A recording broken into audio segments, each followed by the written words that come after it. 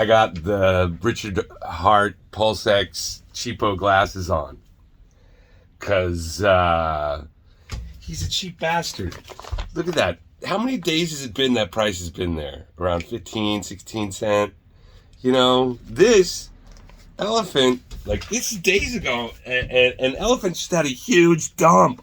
Whales just bailed.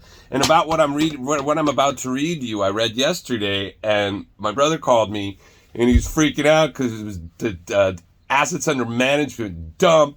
So I freaked out, drove fucking back to where the only place I can control my MetaMask and god dang it, I sold like a fucking dickhead. But I will say, I bought back like 3/4 of my elephant at 38 cents per million. And it looks like we're at 47 in the moment. We got up to 50 yesterday. We're probably gonna fucking do that if the whales, but who knows, dude? This is a different fucking protocol, and it looks like that fucking jack I was talking about that holds the price is working. Tony did a long, Bank Teller did a long AMA yesterday, and at the very end of it, he let Scott speak, and I did read what Scott said yesterday. I'm going to reread it now because I was in this new ride I got. Not new, it's an old ride, but it's a car. It's like a normal car, the first car I've had. Like, I can go drive. I don't drive this van to the grocery store, my huge box van, the fucking 25-foot box van. I can drive I got a Rutan, a VW Rutan. It takes E85, and that took a minute 40 for you to listen to my bullshit. Let's talk about something important. Scott DeBevick. Scott DeBevick. I hope I said your last name right, Scott. You got the last word yesterday on the 3-hour broadcast. It was a pleasure to hear your voice after I read this yesterday. And I'm going to reread it now because I want to stand up and I want to be in my space. It's early. That's why you got this lousy light on. So here is some relevant information, in my opinion. It's going to take a while. Hope you got a little time. This is Scott DeBevick. Thank you, Scott. I recently read a report that blew me away. The average American pays $7 in banking fees every month. These fees include monthly maintenance fees, using another bank's ATM, excessive transaction fees, overdrafts, insufficient fund fees, wire fees, and early account closing fees. $7 each month equates to $84 per year. This is important. He's such a good writer. There are over 334 million Americans. 334 million multiplied by 84 is equal to $28.06 billion. Oh, billion in bank fees, sorry. Billion in bank fees Americans are paying every year. This isn't including interest from credit cards, merchant fees from credit cards, or personal auto, business, and real estate loans. Compliments of the Federal Reserve, these banks pay less than 1% interest to hold the reserves required to issue these loans. This speaks volumes right here too. I shouldn't talk over him, but this speaks volumes too, and forgive me, Scott, the ability of banks to create money out of thin air. They only have to have 1% reserve, so 99% of all the money that's floating out there is all this debt that these guys created, counterfeited. I don't have a picture of Jerome, the biggest counterfeiter in the world. But anyways, oh yeah, they also pay people like you and me anywhere from 0.01% to 0.65% to borrow our money in a checking or savings account. Most people don't know this, but when we put money in a bank, we are technically, legally, definitively loaning it to the bank and earning these minuscule yields on our deposited loans. Quotes are his. So on one side, traditional banks are borrowing our money for nearly nothing and then lending it out for exponentially higher rates. On top of this, they are saddling us with fees and punishing the most financially illiterate and debilitated families. To just prey on the weak. That's exactly the kind of narcissist these people. Banks. That's all they are, narcissists. Sorry to get ahead of you, Scott, but before decentralized digital assets, banks were the only game in town. I'm not sure about you, but I don't like the idea of storing gold or silver bars at my house, and the last time I checked, they weren't cheap or easy to convert to cash. If we could personify any business as narcissistic, Modern banks would fit the bill, no pun intended. They only care about themselves. They feel and act superior to the masses, and they have no problems taking advantage of others to get what they want. That's like the most beautiful way of putting it. Less than 15 years ago, the banks foreclosed on millions of houses due to their risky underwriting. They remind me of the bully at school. They don't remind me. They are the bully at school who has a big brother, in this case the government, to back him up when he runs his fucking mouth too much. The cursing's going to be mine here. Needless to say, I'm not a big fan of the current banking system. I use it to pay bills, hold small amounts of funds in case I need cash, and I have no viable alternative to get a mortgage for my house. With all this being said, I'm excited about a new opportunity for an online decentralized banking service that pays you anywhere from a variable 60% APR, or as low as 30, to 205% fixed APR to store your money. Even better, you can be part owner of the protocol and be a part of its growth. The first of its kind, this decentralized bank is called Elephant.Money. And if you haven't taken some time to look at it, and if you already have, I suggest A, you get excited about what you're going to learn. B, ask questions of the community if there are aspects you don't understand. I still don't understand it all completely, but I do know what I know. And C, take actions if you feel that this will benefit you financially. It's going to benefit more than finance. Okay? Big T told us yesterday, one of the first things you're going to do with all your money is you're going to hand it out to 7 of your friends who don't have Elephant. That's not a request. It's an order. Okay. In 2017, I got involved in the crypto market. I wanted to make some of the juicy gains I heard people in Bitcoin were getting. I bought XRP, experienced peak euphoria, 10x'd my investments less than 6 months, and watched disparagingly as all my digital gains withered away in months. Volatility. Hug. I got back into the crypto game in 2019. I knew the Bitcoin halving was nearing, and I wanted to be positioned for the gains. March 2020 came, and I got shaken out and sold all of my BTC and ETH for 1/10 of what they would be worth today. Volatility got me again. Later in 2020, I re-entered the market. This time around, I saw that I could earn yield on dollar-backed stablecoins with centralized platforms like BlockFi, Nexo, and Celsius. Bank teller likes Celsius. Quote, here's an opportunity to earn consistent yield without being subject to crypto market volatility, unquote. I thought. I gave it a try, and with a portion of my savings, I was astonished when I started receiving my interest payments on dollar-backed stablecoins. And it was substantial interest, anywhere from 8 to 10% per year. Compared to my freebie my feeble 0.4% high interest online saving accounts, I felt like I found a cheat code for savings. This is when I started writing on Medium and sharing my experience with smart, forward-thinking readers like you, yourself. I say you. Fast forward 1.5 years later, and now the SEC has decided to target decentralized lending platforms, obviously. It's strange to me. They would go after Scott. It's strange to Scott. They would go after entities providing a service with extremely happy clients, yet look the other way when banks are punishing us with billions in gouged fees. As a result of the SEC inquisition, Nexo and BlockFi stopped offering their interest-yielding accounts to Americans who don't already have funds on their platform. That leaves Celsius. I like Celsius, and I have a great experience using their platform. However, I don't want all of my money in one place, and I am afraid they may fall victim to the same persecution BlockFi got from the government watchdogs. Now I was faced with a dilemma. Where do I put my stable coins? I'm terrible. And sorry, guys, I'm just a terrible reader.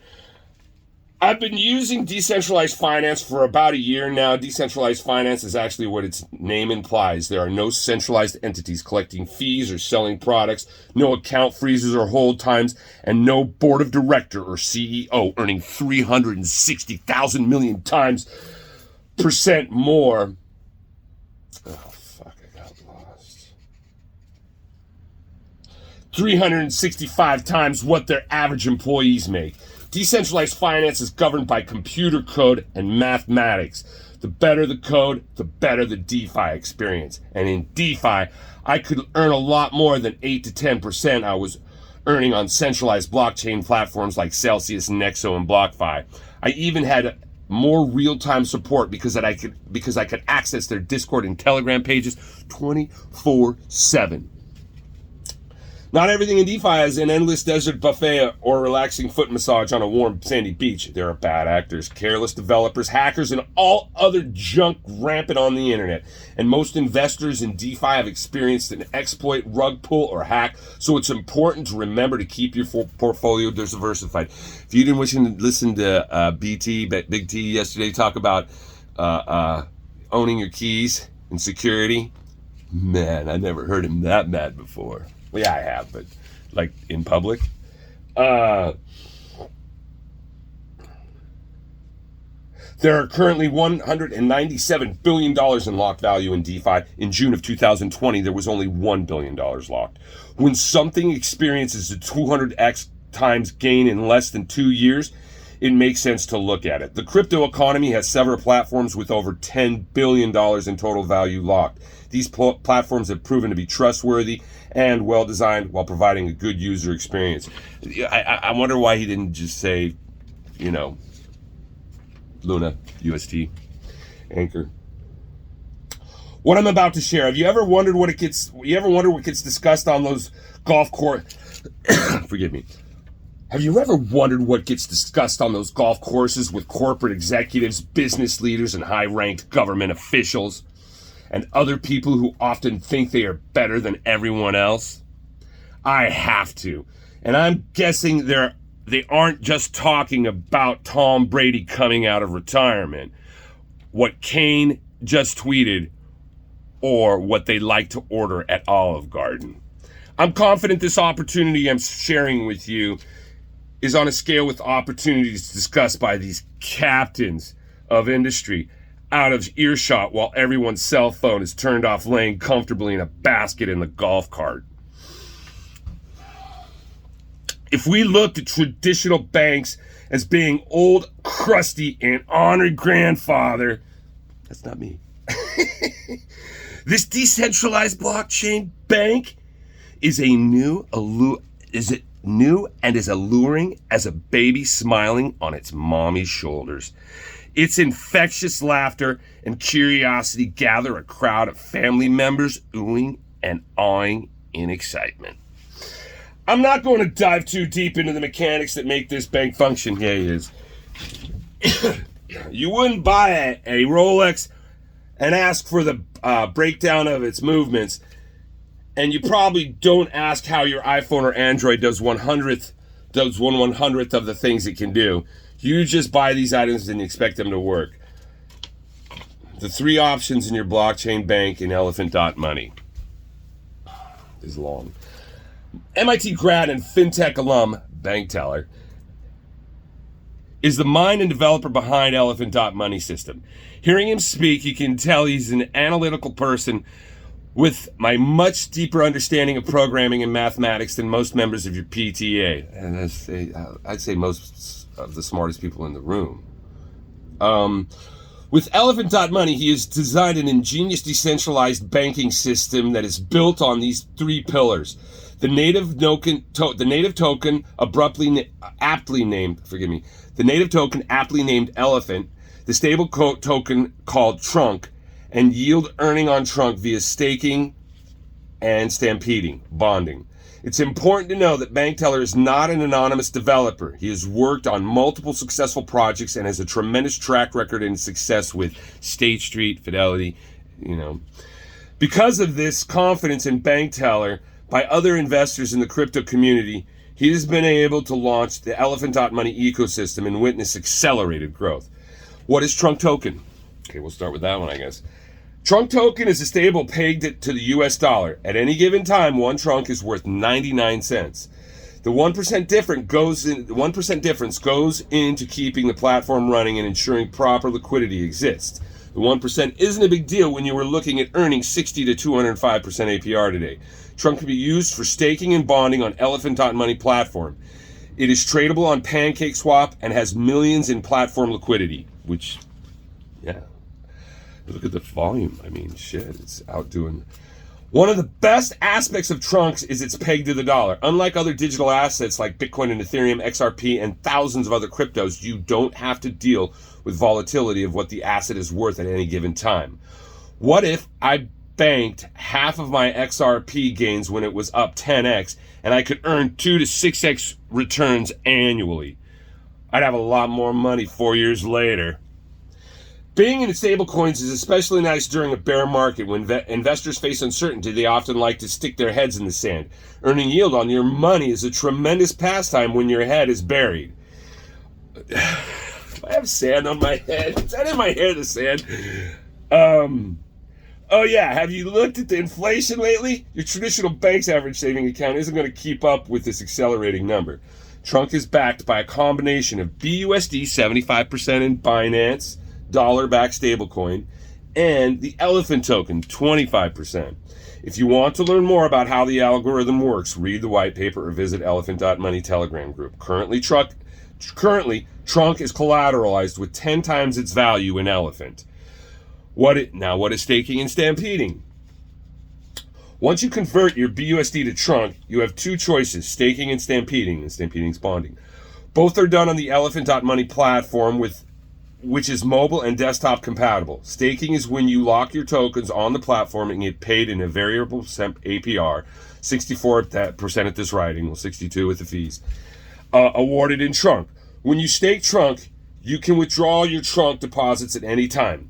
Staking has similar properties to a traditional bank account. You can deposit or withdraw your money in real time. It is easy to convert Trunk back to BUSD by redeeming it on the Elephant.money platform or into crypto tradable on PancakeSwap. Effectively, you have a savings account earning a variable interest rate, currently at 62% year.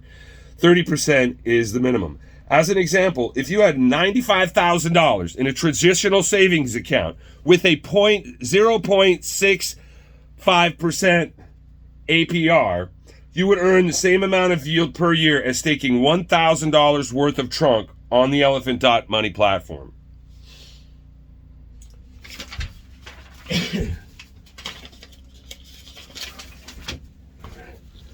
Stampeding is similar to a certificate of deposit at a traditional bank. In a traditional CD, you lock up your money for a certain period and get a higher interest rate than a traditional savings account. Currently, a 1-year CD pay out about 1.1% APR, meaning that if you commit locking up $10,000 for 1 year, then in 1 year you will have $10,110. You cannot access this money over a year. Many banks have the option to break the CD, but you have to pay penalties, again making the banks richer.